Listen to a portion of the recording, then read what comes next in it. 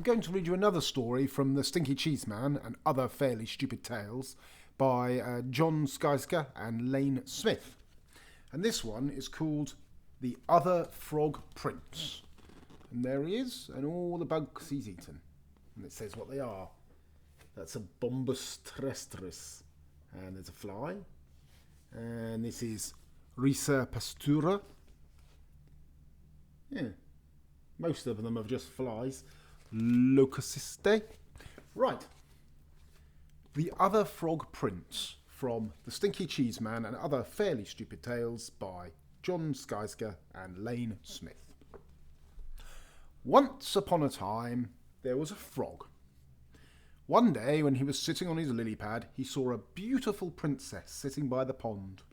He hopped in the water, swam over to her, and poked his head out of the weeds.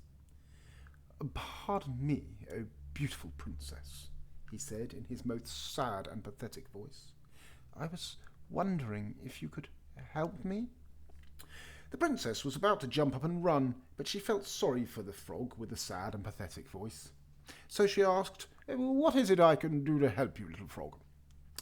"Well," said the frog, I'm not really a frog, but a handsome prince who was turned into a frog by a wicked witch's spell, and the spell can only be broken by the kiss of a beautiful princess."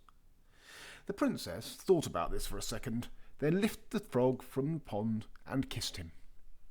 "I was just kidding," said the frog, jumped back in the pond, and the princess wiped the frog slime from her lips. The end.